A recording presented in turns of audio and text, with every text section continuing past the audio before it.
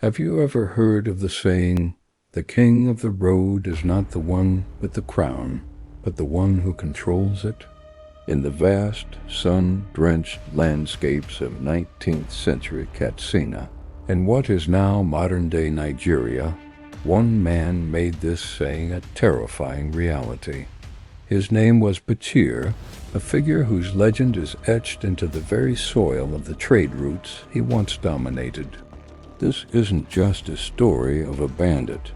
It's a deep dive into a time of immense change, where old empires were crumbling and new powers were rising, creating a vacuum that men like Bachir were all too eager to fill.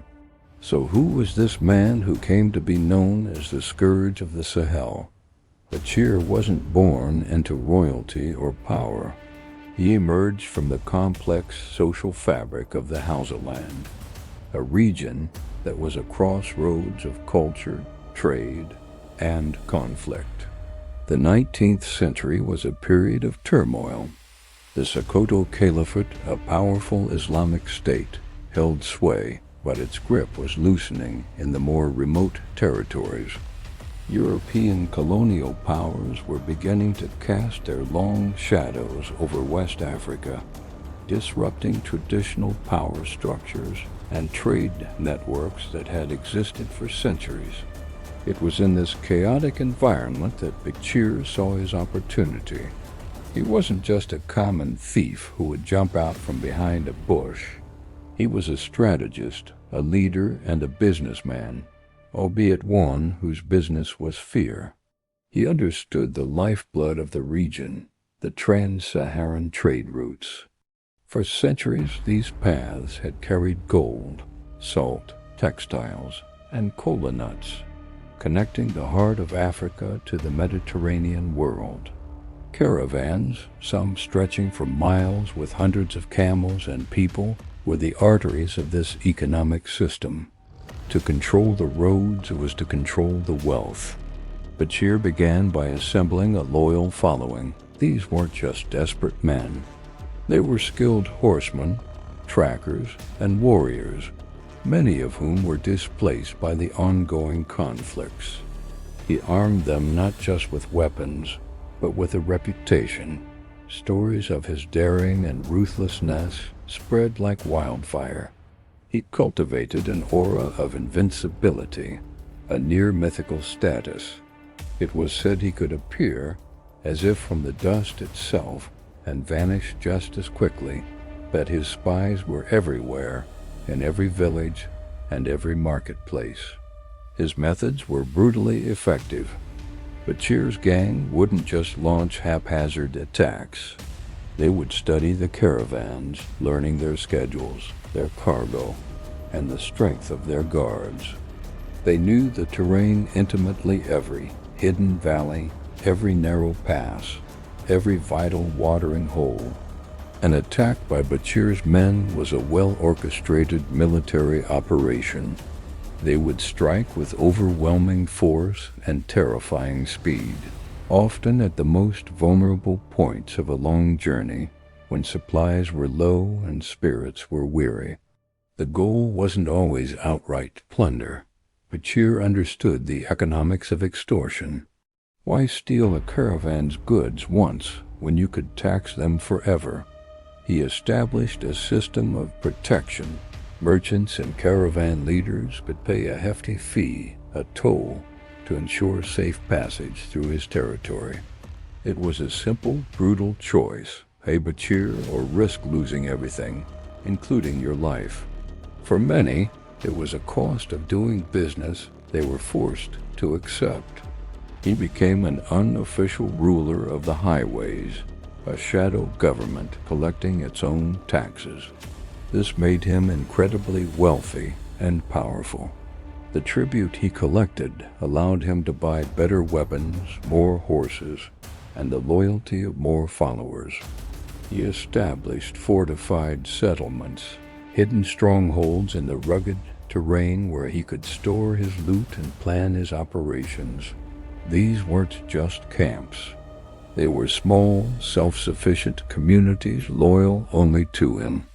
From these bases, his influence spread, making travel for anyone who defied him a gamble with death. The local authorities, the emirs and sultans under the Sokoto Caliphate, were often powerless to stop him.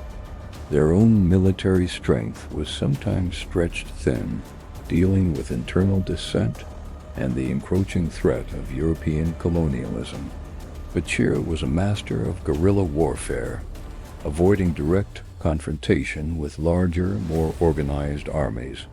He would strike and retreat, melting back into the landscape he knew so well. In some cases, it is even rumored that certain local officials, seeing the futility of fighting him, may have made secret deals, turning a blind eye to his activities in exchange for a share of the profits or a promise that their own interests would be spared. But what makes Bachir's story so compelling is the contrast. While traders and authorities saw him as a horrific villain, a parasite on the region's prosperity, some of the local disenfranchised populations may have seen him differently. In an era of shifting loyalties and foreign intervention, a powerful local figure who defied the established order could sometimes be viewed as a symbol of resistance.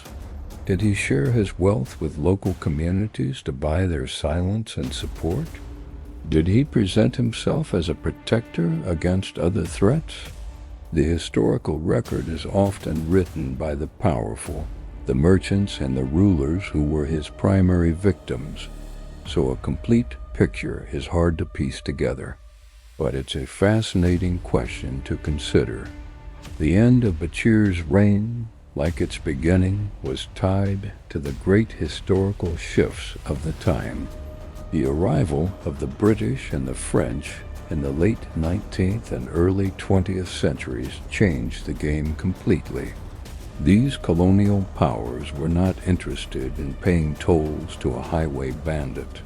They sought total control, and their primary objective was to secure trade routes for their own economic benefit.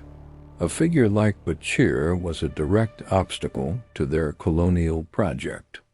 The British, with their superior military technology and disciplined forces, began a systematic campaign to pacify the region.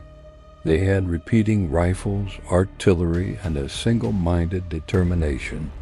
Bachir's tactics, so effective against local forces, were less so against an enemy that could establish permanent garrisons and methodically hunt him down. His strongholds were located and destroyed. His network of informants was dismantled. The king of the road was now the one being hunted.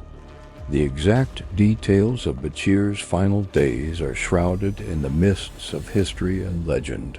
As is often the case with such figures, some stories say he was killed in a final, desperate battle against colonial troops. Others claim he was betrayed by one of his own men, tempted by a large reward. And some tales whisper that he simply vanished, melting back into the landscape that had been his kingdom, his treasure forever lost. Whatever his ultimate fate, the era of Bachir was over. The paved roads and railways that followed replaced the ancient caravan trails, and the authority of the colonial state replaced the authority of the highway bandit. Today, the name Bachir is not one you'll find in most mainstream history books. But in the oral traditions and local histories of Katsina, his story survives. It's a reminder of a turbulent and violent chapter in the region's history, a time when the lines between outlaw, ruler, and freedom fighter could be incredibly blurred. He was a product of his time, a time of chaos, opportunity, and brutal survival. The story of Bachir, the horrific highway bandit of Katsina, is more than just a tale of crime. It's a window into the soul of a world in transition, where old certainties were swept away by the harsh winds of change, and where a man with enough daring and cruelty could, for a time, become a king. Thank you so much for joining me on this journey into the past. If you found this story as fascinating as I did, please hit that like button and subscribe to the channel for more deep dives into the hidden corners of history. We love bringing these forgotten stories to light, and your support makes it all possible. Drop a comment below and let me know what historical figures you'd like to hear about next. Until then, stay curious